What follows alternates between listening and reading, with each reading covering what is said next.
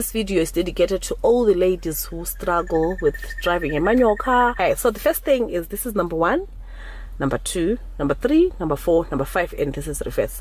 So the cars are different. Some reverse is there, some reverse is here. It just depends. Okay, so this is a Chevrolet Captiva. So this is how it looks like. This diagram should be in your mind. You must be able to change these gears even if there's a curtain here. Okay, so let's go. Oh, I'm going to demonstrate how to put them gears. So we said number 1 is far on your left. So there we go. This is number 1. Okay, this is number 1. It's far. You see, you go to the last, then number 1. Then you come back. This is number 2. Okay. Then you come back. This is number 3. Then you come back. This is number 4. Here, this is number 5. You can see. Then here, last, you push it to the last. This is reverse. Okay, we are back in neutral. So here is the neutral place. This is neutral. Okay. So for you to start the car, I'm going to explain the gears before we do this, because the person who taught me how to drive never said anything. He'll just say number 1, number 2, number 3. Then I would wonder, why do I have to change the gears? Okay, so I'm going to explain to you. Number 1, this is the starting gear. This is a heavy gear that has got power to make your car start to make your car to start moving. I'm thinking in my language and translating to English, so it's difficult. Okay, so number 1 is a powerful gear. Is the gear that makes your car to start off, to start moving. In a mandla le gear. Then number 2. So from number 1 you go to number 2, as you can see. Number 2, we usually use number 2 when we are turning. Okay, so when you are on number 3, let's say you're driving. Come back. Okay, let's say you are driving and you are in number 3. When you are turning, you come back to number 2. Okay, then number 3 is a gear that I usually use when we are going up the hill. You understand me? So when, let's say we are driving, we are in number 5, traveling gear. Then we see a mountain, we come back to number 4. Then if my car doesn't have power, I come back to number 3. So in most cases, if it's a small mountain, you just go up. But if the mountain is very, very high, sometimes you come back to number 2. You have to come back to number 2 so that your car gains more power. If your car, then that will be a very big mountain. Then you have to come back to number 1. I think I've explained this. So number 1 and number 2, they are the gears that makes your car to move.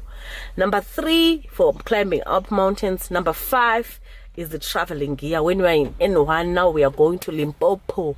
We've changed all the gears. With number 5 is the traveling gear, the one that makes you go up to 220. Okay, so I'm going to do a demonstration and show you how to start a car. Okay, so this is A, accelerator, B, brake, C, clutch. So you can see this is A, B, C. A, B, C, accelerator, brake, and clutch. So you don't do A, B, C. No, it's coming from the side, from your right side. A, B, and C. So the accelerator is the one that gives speed to the car. Vroom, vroom. This is a brake and this is a clutch.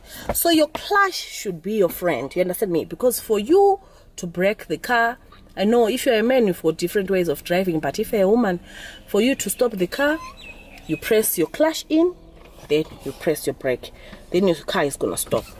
Okay, for you to put gears in, you need to press the clutch in, then you put number 1. Okay, I know my husband has got a different way of driving. He doesn't press the clutch, he just goes to the brake. But my driving school, they taught me that you press the clutch and the brake. Okay, so that's how I'm gonna teach you. And okay, you guys, one thing that I want to say is never do this alone. So we're gonna start the car. I want to start the car with you guys. The first thing that I'm gonna do, let me close the door. It's not going to be easy for me to be filming this whole situation here, but I'll try by God's grace. Okay, so the first thing is you your key on. So when you're putting your key on, make sure that your car is in neutral. Make sure that your car is in neutral so that it doesn't jump, because it has a thing of jumping. So when you're starting the car, make sure that your leg is on the brake so that your car does not move. Okay, so we're gonna start the car right now. I'm gonna start the car while my right leg is on my brake, okay, so that my car doesn't jump. Okay, now that I've started the car, there's so much that is going on here. You can see that my fuel is somewhere there. You can see these are the rev counts, and this is the speed. So right now we are on 0. Okay, so what I'm gonna do is I'm gonna put the car in number 1. But before I do that, I need to press my clutch right inside. Okay, let me sit closer. So my clutch, I press it right inside, ne? And make sure your handbrake is always on. Lift up your handbrake, okay?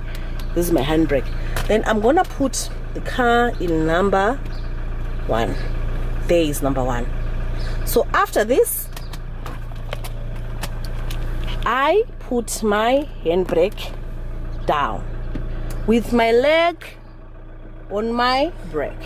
If you lift up your brake,